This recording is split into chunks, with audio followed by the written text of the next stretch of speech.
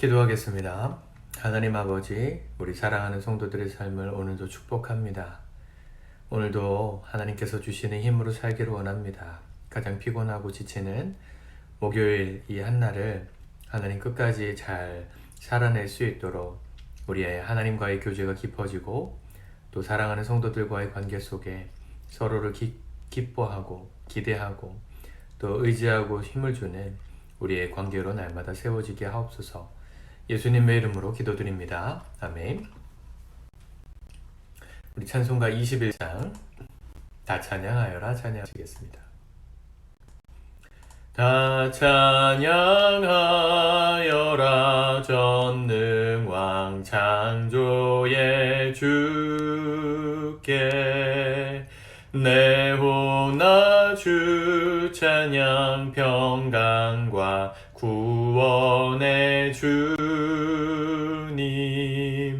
성도들아 주 앞에 이제 나와 즐겁게 찬양하여라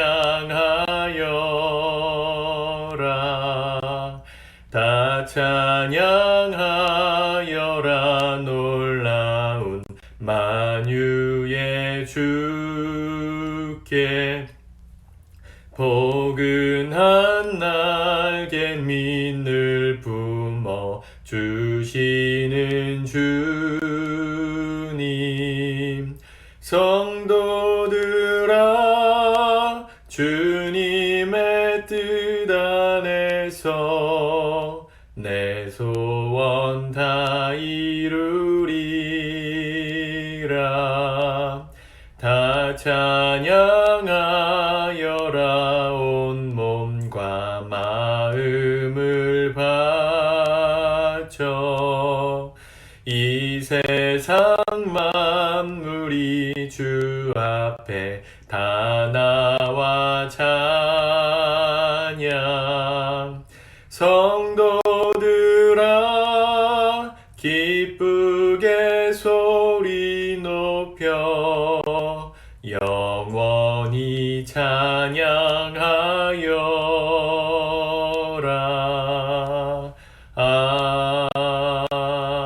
아멘. 아멘.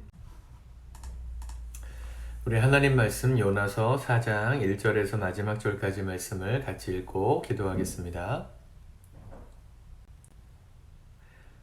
같이 읽습니다. 시작. 요나가 매우 싫어하고 성내며 여호와께 기도하여 이르되 여호와여 내가 고국에 있을 때에 이러하겠다고 말씀하지 아니하였나이까. 그러므로 내가 빨리 다시스로 도망하여 싸우니 주께서는 은혜로우시며 자비로우시며 노하기를 더디하시며 인애가 크시사 뜻을 돌이켜 재앙을 내리지 아니하시는 하나님이신 줄을 내가 알았음이니이다. 여호와여 원하건대 이제 내 생명을 거두어 가소서. 사는 것보다 죽는 것이 내게 나음이니이다 하니 여호와께서 이르시되 내가 성내는 것이 옳으냐 하시니라. 요나가 성읍에서 나가서 그 성읍 동쪽에 앉아 거기서 자기를 위하여 초막을 짓고 그 성읍에 무슨 일이 일어나는가를 보려고 그 그늘 아래에 앉았더라. 하나님 여호와께서 박넝쿨을 예비하사 요나를 가리게 하셨으니 이는 그의 머리를 위하여 그늘이 지게 하며 그의 괴로움을 면하게 하려 하심이었더라.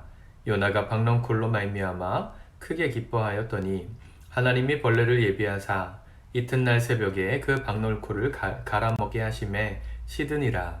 해가 뜰 때에 하나님이 뜨거운 동풍을 예비하셨고 해는 요나의 머리에 쪼임에 요나가 혼미하여 스스로 죽기를 구하여 이르되 산 것보다 죽는 것이 내게 나으니이다 하니라.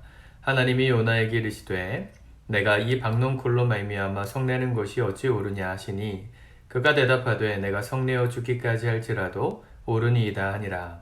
여호와께서 이르시되 내가 수고도 아니하였고 재배도 아니하였고 하룻밤에 났다가 하룻밤에 말라버린 이 박넝쿨을 아꼈거든 하물며 이 큰 성읍 니느웨에는 좌우를 분별하지 못하는 자가 12만 명이요 가축도 많이 있나니 내가 어찌 아끼지 아니하겠느냐 하시니라.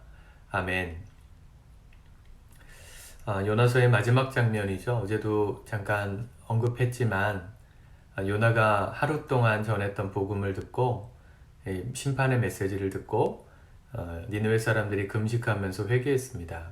하나님 뜻을 돌이키셔서 심판을 내리지 않게 되셨는데 그 모습을 보면서 1절에 요나가 매우 싫어하고 성내며 하는 말을 보세요. 2절에 보면 여호와여 내가 고국에 있을 때에 이러하리라고 말씀하지 아니하였나이까. 이렇게 될 걸 뻔히 알았다는 거죠. 다시스로 도망갔던 것도 사실은 하나님이 어떤 분이신지를 이 요나가 정확하게 알고 있었기 때문입니다. 주께서는 은혜로우시며 자비로우시며 노하기를 더디하시며 인애가 크시사. 주로 대표 기도할 때 많이 쓰는 표현 아닙니까? 장로님들이. 그렇죠? 뜻을 돌이켜 재앙을 내리지 아니하시는 하나님. 하나님이 얼마나 좋으신 분인지를 요나가 말해요. 좀 아이러니하죠. 하나님 그렇게 좋으신 분이신데 요나는 그 하나님의 그 속성 때문에 화를 내고 있어요. 그러면서 하는 얘기 뭡니까? 3절에 이제 내 생명을 거두어 가소서. 정말 요나가 막 나가는 것이죠. 사실 우리 이럴 때가 많습니다. 우리가 하나님 앞에 물고기 뱃속에 있을 때처럼 뭔가 거듭난 것 같고 회개한 것 같고 제대로 잘 믿어보려고 하는 결단이 있는 날도 있지만 이렇게 무너지는 날도 있지 않아요? 하나님 이게 뭡니까? 왜 하나님 나에게만 이렇게 과혹하십니까? 왜 하나님의 선하심이 남들에게만 적용됩니까? 날 죽여주소서. 죽는 게 사는 것보다 낫겠습니다. 뭐 이런 얘기들을 너무 쉽게 할 때가 많아요. 그러니까 하나님 뭐라 하십니까? 4절 여호와께서 이르시되 내가 요나야 네가 성내는 것이 옳으냐? 성내는 것이 옳으냐?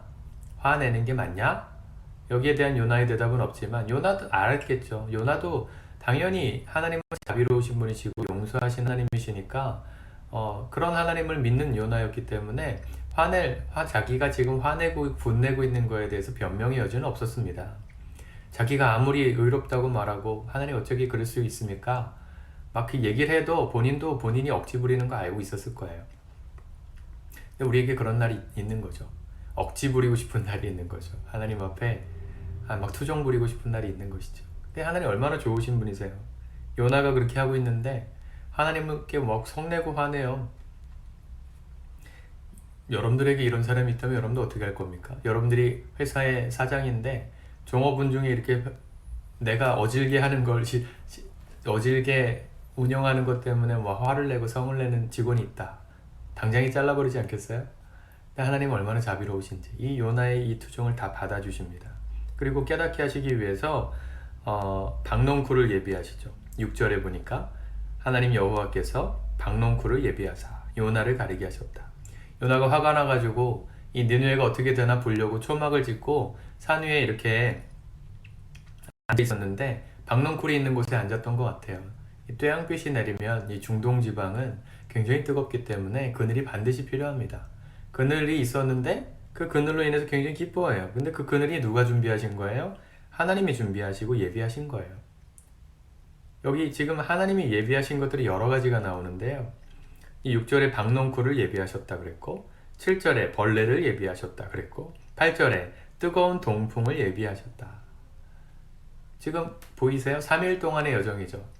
박농쿨이 그늘로 있었던 그 날, 행복했던 날, 그리고 자고 일어나니까 하나님 벌레를 보내셔서 그 박농쿨 가지를 갉아먹게 하셔서 시들어버린 날, 그죠? 그날 그렇게 해가 떴을 때 새벽 사이에 그렇게 하시고 1박 2일 동안 그 다음날 아침에 뜨거운 동풍을 예비하셔서 요나의 머리에 쬐이며 햇빛도 뜨거운데 바람도 뜨거운 거예요. 그러니까 거의 굉장히 힘듭니다. 사막 지역에서 이렇게 햇빛에 노출되고 이게 뜨거운 광풍에 노출되면 살아남기 어려워요. 죽기를 구합니다. 하나님이 예비하신 것들이었거든요. 뭘 알려주시려고 하는 겁니까? 요나가 생각하는 그 억지에 대해서 하나님 답을 주고 계시는 거예요. 하나님 입장에서 뭐하러 답을 주세요? 우리를 가르쳐 주시기 위함이죠. 우리의 속성을 너무 잘 아시니까. 하나님이 옳다는 거 다 알아요. 우리가 하나님이 진리시라는 거 부인하는 사람은 우리 적어도 이 방송 들으시는 분들은 없지 않겠어요? 하나님이 언제나 옳으시죠. 근데 우리에게 그게 불만스러울 때가 있어요. 하나님 너무 옳으시니까 내가 변명의 여지는 없지만 투정 부리고 싶은 날이 있단 말이죠. 내 뜻대로 좀 해주셨으면 좋겠다. 저도 목회하다 보면 그런 날이 많습니다. 하나님 내 뜻대로 좀 빨리 뭔가 좀 진행됐으면 좋겠습니다. 그렇게 하나님 뭐 하고 계십니까? 뭐 이렇게 생각되는 날이 있어요. 하나님이 언제나 옳다는 걸 인정하면서도 그게 잘 통제가 안 되는 날이 있어요. 근데 우리 하나님은 그 마음 자체를 받아주시고 깨닫게 하시는 겁니다. 그 모든 여정들 속에 화를 내고 하나님이 어떻게 하시는 두고 보자. 내 나름대로 시간을 들여서 초막을 짓고 기다리는 동안에 하나님은 하나님의 일을 하십니다. 예비하셔서 하나님이 예비하신 것들을 우리를 깨닫게 하세요. 뭐라 말씀하십니까? 10절.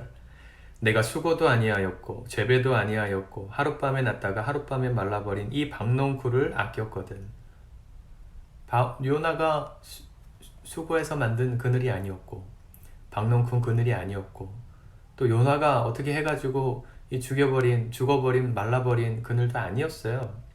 그 하나님의 섭리 가운데 났다가 말라버린 이 박농쿨도 아꼈는데 하물며 이 큰 성읍에서 심판받아 죽어야 되는 사람들이 12만 명, 가축도 많은 그 사람들을 하나님이 어떻게 아끼지 않을 수 있느냐.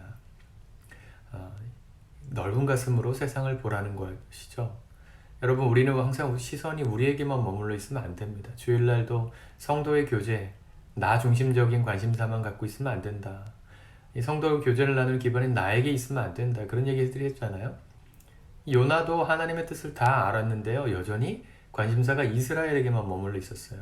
구원은 이스라엘에게만 있다. 유대인들의 이 전통적인 사상입니다. 자신들만 선택받은 민족이라 믿었거든요. 예수님 당시까지.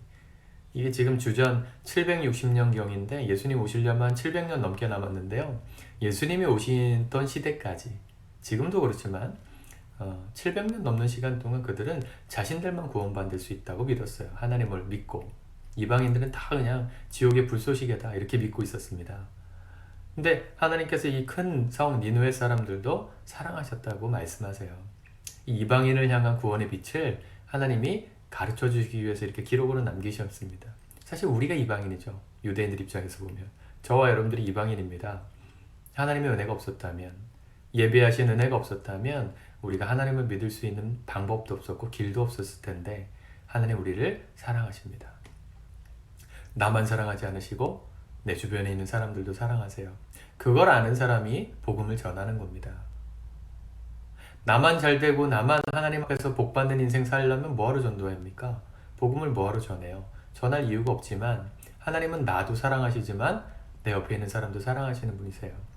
우리가 그렇게 옆에 있는 사람들로 시선이 상대방에게로 나아갈 때 우리도 성장하고 세상에 하나님의 일이 이루어집니다. 요나는 그걸 못 견뎌했던 거예요. 요나가 성례하는 건 여전히 관심사가 자기에게 머물러 있었기 때문에. 사랑하는 성도 여러분, 빨리 시선을 우리가 넓게 보아야 합니다. 나만 보고 있으면 행복할 것 같지만 행복하지 않아요. 나만 이렇게 보고 있는 사람은 자기를 진짜 사랑하는 사람 같지만 정말 사랑하지 않는 사람이에요. 세상을 봐야 내가 진짜 보입니다. 다른 사람들의 눈에 비친 내가 사실은 더 정확한 나일 때가 많아요. 우리의 시선을 넓혀서 내 주변 사람들에게로 향하고 하나님의 뜻으로 향하고, 그래야 우리 삶 가운데 그 하나님의 자비로우심이 오해가 되지 않고 성낼 이유가 없고 투정 부리고 싶지 않는, 그저 하나님의 선하심에 맡기고 사는 정말 평안한 삶으로 살아갈 수 있는 겁니다.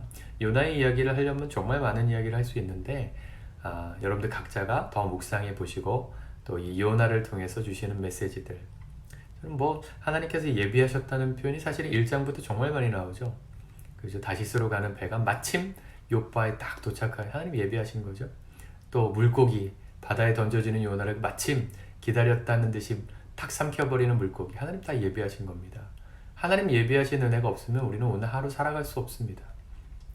내게 주어진 좋은 일들과 또 극복해야 되는 모든 일들이 하나님 예비하신 거라고 우리가 믿을 때, 하나님의 섭리 가운데 있다고 믿을 때 우리는 안전한 겁니다. 두려워도 주님 붙들고 걸어갈 수 있어요. 하나님이 여러분들을 위해서 오늘 복을 예비하셨는 줄 믿습니다. 그 하나님을 신뢰하면서 오늘도 승리하시고 힘내시고, 가장 피곤한 목요일인데 여러분들 안에 은혜가 충만한 하루가 될 수 있기를, 하나님이 그 힘을 예비하셨음을 믿고 걸어가시기를 축복합니다. 기도하겠습니다. 하나님 아버지, 우리 사랑하는 성도들의 삶을 오늘도 축복해 주시고 오늘 하나님 말씀 붙들고 걸어가는 우리의 삶에 하나님이 예비하신 복과 은혜가 충만하고 그 주님을 신뢰함으로 안전한 복 있는 생애가 되게 도와주시옵소서. 예수님의 이름으로 기도합니다. 아멘.